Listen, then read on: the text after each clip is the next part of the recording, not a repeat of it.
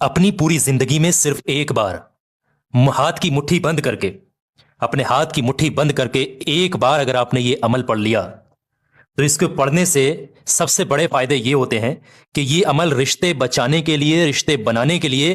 کسی حاکم کو مہربان کرنے کے لیے، کوئی ناراض ہے اس کو منانے کے لیے، جیسے کسی کے گھر میں لڑائیاں ہو رہی ہیں، جھگڑے ہیں، وہ لڑائی جھگڑے ختم کرنے کے لیے، دل میں محبت پیدا کرنے کے لیے۔ دوسری چیز، جو لوگ چاہتے ہیں کہ ان کا کوئی باس بہت زیادہ تنگ کر رہا ہے آفس میں، یا کوئی ان کی بات نہیں مان رہا ہے، ایسے لوگوں کے لیے یہ عمل بہت مدد کرے گا۔ یا کسی کی ساس بہت ستاتی ہیں کسی کو، تب بھی یہ عمل آپ کے لیے بہت مدد کرے گا۔ یا کسی کی اولاد ناجائز رشتے کو بچا بچا کر کے اپنے ماں باپ کی بات نہیں سن رہی ہے، ماں باپ کا کہنا نہیں مانتی ہے، ایسی سچویشن میں یہ عمل آپ کی بہت مدد کرے گا، کیونکہ اس میں اللہ تبارک و تعالیٰ کی 3 اسم مبارک جو کہ بہت ہی پاورفل ہے، اور یہ خانہ کعبہ کی دیوار پر بھی لکھی گئی ہیں، اتنی کامیاب ہے، اور اللہ کو یہ اسم مبارک بہت پسند ہے۔ ساتھ ہی ساتھ یہ اسم مبارک پڑھنے والے شخص کے ساتھ اللہ راضی ہو جاتا ہے اور اس کی تمام خواہشوں کو پورا کر دیتا ہے۔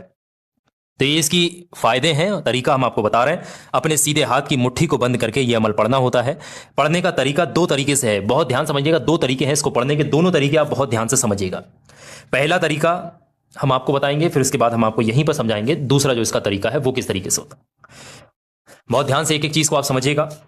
پوری باتوں کو بہت دھیان سے سمجھنا ہے، کوئی بھی چیز آپ نے چھوڑنی نہیں۔ پہلا طریقہ یہ ہے کہ وقت کی اگر بات کی جائے تو کسی بھی فرض نماز کے بعد آپ اس کو پڑھ سکتے ہیں، نہیں تو وقت نہیں مل پا رہا ہے، اتنا وقت اگر آپ کے پاس نہیں ہے، وقت کی تنگی ہے، تو ایسی سچویشن میں جب بھی آپ کو وقت ملے، شام کو بستر پر سونے جا رہے ہیں تب بھی اس کو پڑھ سکتے ہیں، کہیں پر بھی ہیں آپ، یاد رہے ایک ہی بار یہ عمل پڑھنا ہے، اور پاک صاف ہونا بہت ضروری ہے، پاک صاف ہو کر کے سچے دل سے یقین رکھتے ہوئے اس عمل کو پڑھنا ہے۔